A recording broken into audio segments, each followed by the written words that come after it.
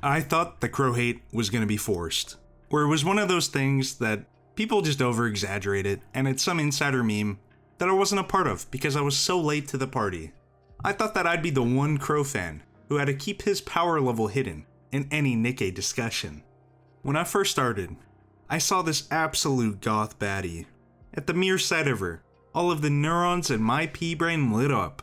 A baddie with short hair, ear piercings, tattoos, an appreciation for the blood god, intense tummy action, ripped stockings, jacket falling down her arms, the above-the-knee skirt.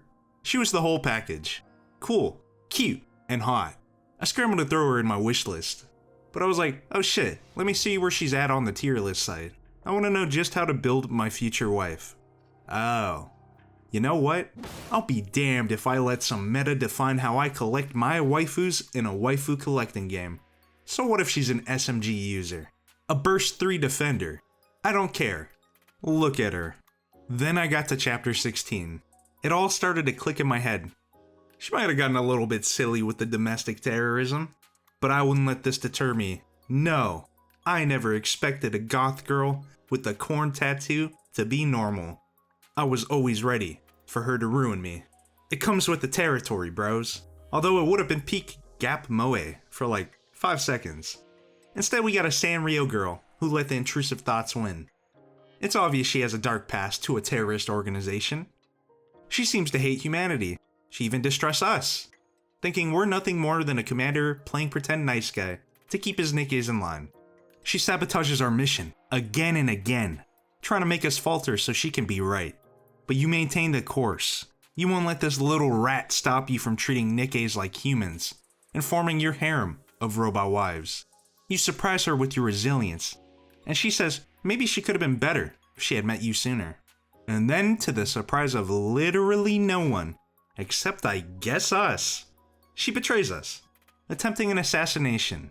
She wants you to be a catalyst, a sign that NIKKEs and humans can never coexist. NIKKE rights will not succeed on her watch. At first, I kinda hoped and coped that she was a freedom fighter who had to resort to evil to get her message out, and slowly descended on a path of destruction. Wrong. In reality, she's just a manipulative, gaslight, gatekeep girl boss. Everything she does for NIKKE rights ends up being counterintuitive. She forms a fake identity to bring down the NIKKE squad, Mattis, just to get back at Tsuyin, which causes even more NIKKE hate. Manipulates poor Uni by taking advantage of her vulnerability and anger to forge her into a weapon of pure sadism and revenge. Breaking down out of anger and taking it out on her subordinates, her friends, only really caring about the mayhem and pain she causes, rather than fighting for NIKKEs. No, it's obvious she doesn't really care about what she spouts. She also grows more and more obsessed with you and bringing down your ideals, shattering them on you. Because she wants to be right. That's what it's all about, honestly. Even if once upon a time she had her beliefs, her ideology, it's obvious her mental issues and ego are more important now. Vengeance was all that was on her mind. By the end of chapter 24, Crow still didn't come home for me, instead enjoying her time in rehabilitation. But I still wanted to know what else she had in store for me, because I was still hopeful. She's so hot, and she's playable. Surely there's gotta be more. We can fix her, right? So I decided to do some digging. And watched her Bond story. In it, we're presented with Crow in the Slammer, and for once she didn't do anything. She didn't make things worse. She was just a spectator to what happened.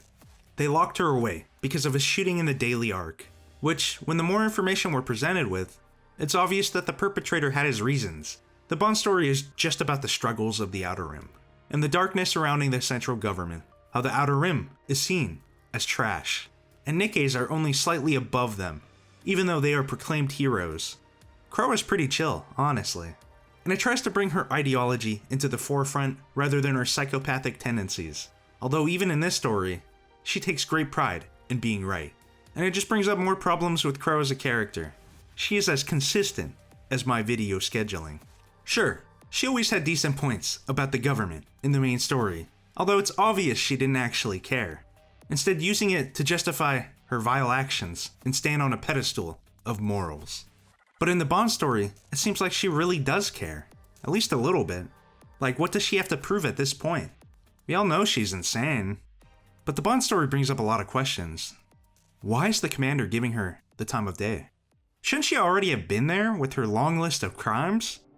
It kinda just doesn't make sense timeline-wise. Now I know what you're thinking, little Timmy. I disagree. I like Crow. I just think that she could have been handled better. Had they kept some of her personality from the Bond story in the main story, I think less people would have hated her. Or if they showed her starting to break down with guilt after years of solitary confinement and starting on a path of atonement. That could have been great. Because while it's easy to sympathize with the daily arc story in the Bond, even as a Crow defender, it's hard, man. Nobody wants to be lectured by this goober. Not even me. We all know the arc is terrible. The central government is slimy. That doesn't mean destroying trains, traumatizing Diesel, or what she did to Uni and Mihara is right. It's just really hard to like her. It's even harder to admit that I still want to fix her. I just have to conveniently close my eyes whenever somebody mentions what she's done. But I'm saying it, I liked both versions of her. I think she's a good villain, very hateable. I liked her Bond story, seeing the darkness in the arc in the Outer Rim. It was nice. And Shift Up, I need you to listen to me, okay? Please, please, please! Give Crow some more screen time. She's too hot to be an irredeemable POS. Forever. If I have to rub those doggies some more for a crumb of Crow content, I will. Also, please update our trash unit. Maybe then I'd at least have meta bros on my side. Thank you. I know you guys won't let me down. Surely we will explore more of her atonement and rehab, and how she managed to become so mellow, focusing on her ideals once more. Maybe the guys coping about Mind Reset are right. Or maybe she's just doped up. Who knows? Also, shout out that one artist keeping the Crow fanbase fed. We would be nothing without you. And shout out 2.5-year anniversary. Shit is heat. Honestly, maybe I'm the one who needs rehabilitation after this video. I just love crazy girls, guys. Hopefully you guys won't see me in the wrong way after hearing this magnum take. Farewell for now, but always remember,